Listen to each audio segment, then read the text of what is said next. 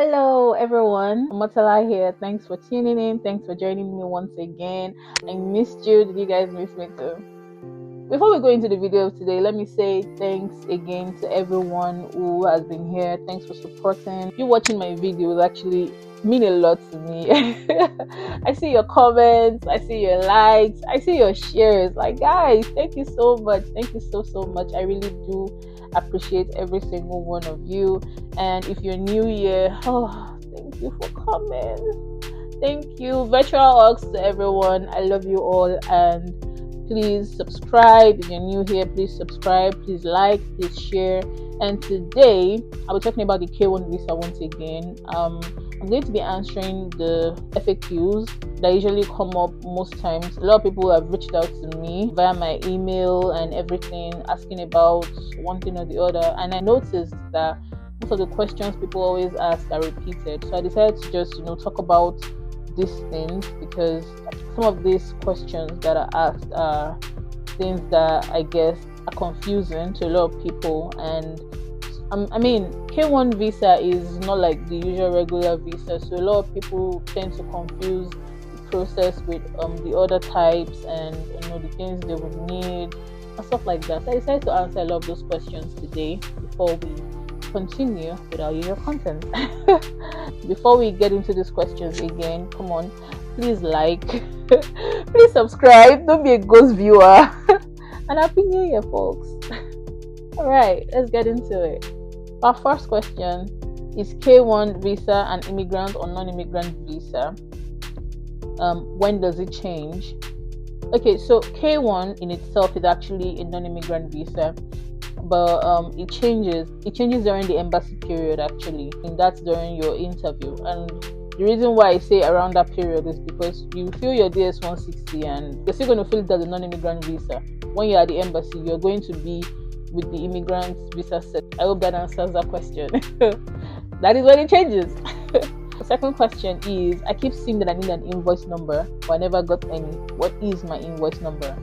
You do not need an invoice number, so you're not going to get an invoice number pertaining to the K1 visa, because you just don't need it. I guess maybe people who are used to other visa types, knowing fully well that they will need to get an invoice number, tend to confuse that with K1 visa, but you would not need an invoice number for the K1 visa, so please don't get confused. If you're having the invoice number thoughts in your head, just take it out of your head. Don't worry, you don't need an invoice number. The next question is, how do I track my case on USCIS and NVC?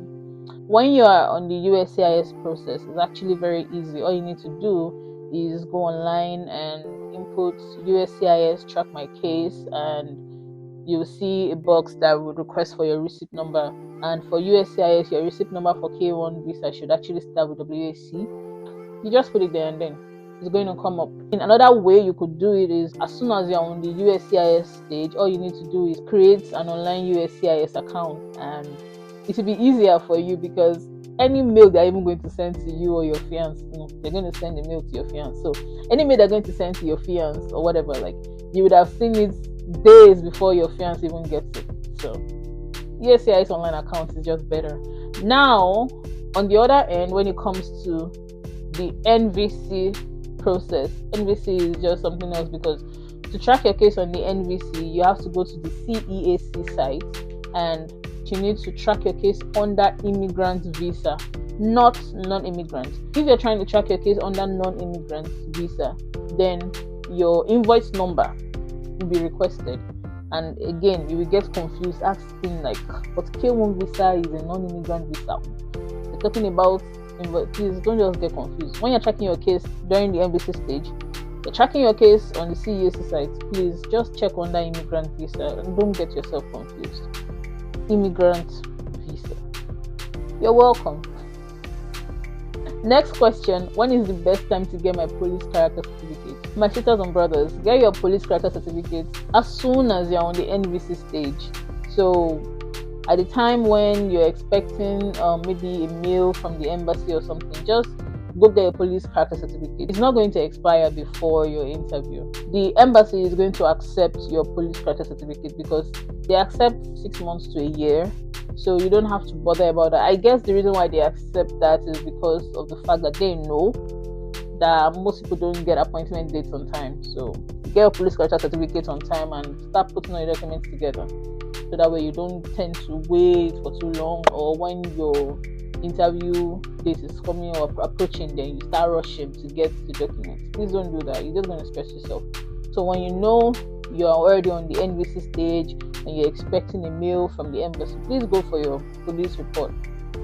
Just get it done. The next question: how do I book a visa appointment on the CGI site? It's actually very easy. All you need to do, get on the CGI site first. You need to create a profile on the site. After doing that, please update your profile because they will need your data.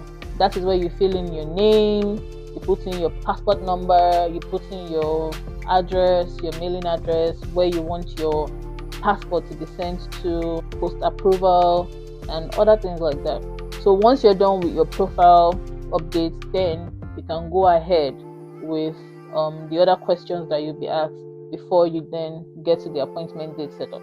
How do I answer to the question of LGS 2020, LGS 2019, LGS 2021? A lot of people get confused when they're trying to book their interview dates because they see this question of, does your case number start with LGS 2019, LGS 2020, LGS 2021? And then they're like, my case number does not start with this. It only starts with maybe LGS 2022, and everyone is confused. So, guys, the question there really is if your case number actually begins with LGS, or if it's in that format of LGS something something.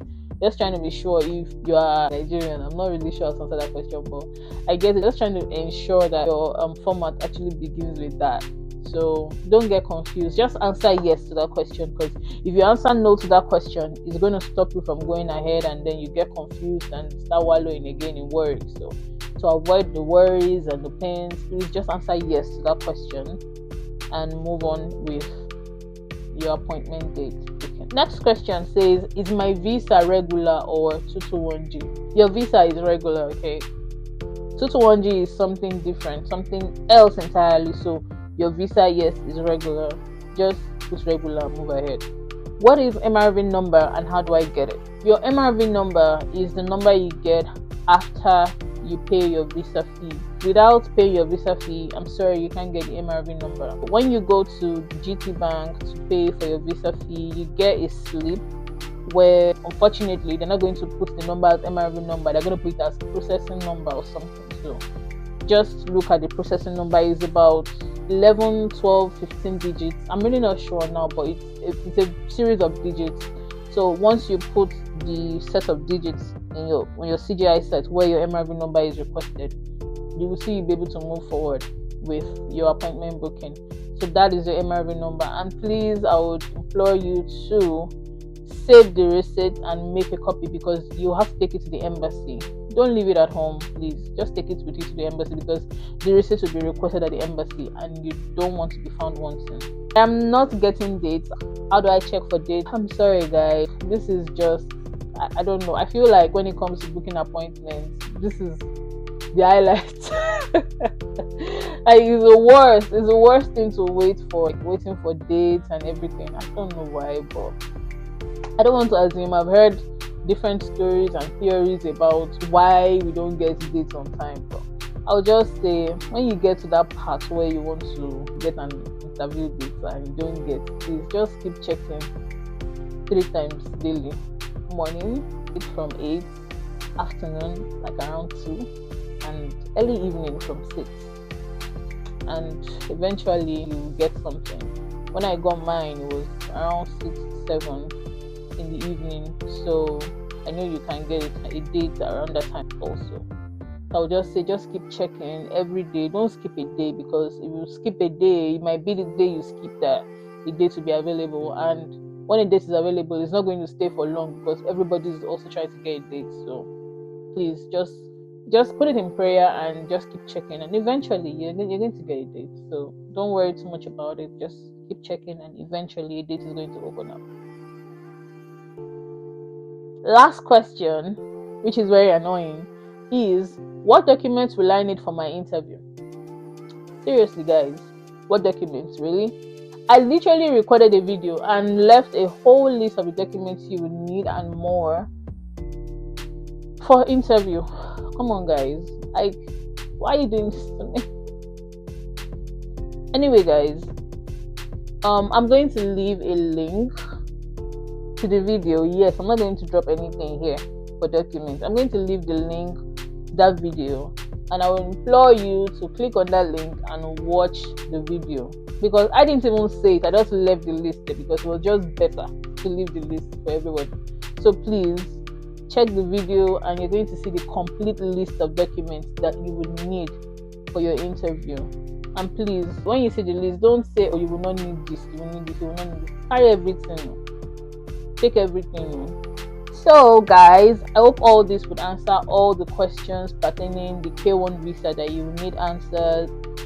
If peradventure I didn't answer a question you need answered, you can drop a comment and I'm going to reply as soon as possible, or you can reach out to me via email at omotolaedaday07@gmail.com, and I would answer as soon as I can. I always answer all emails.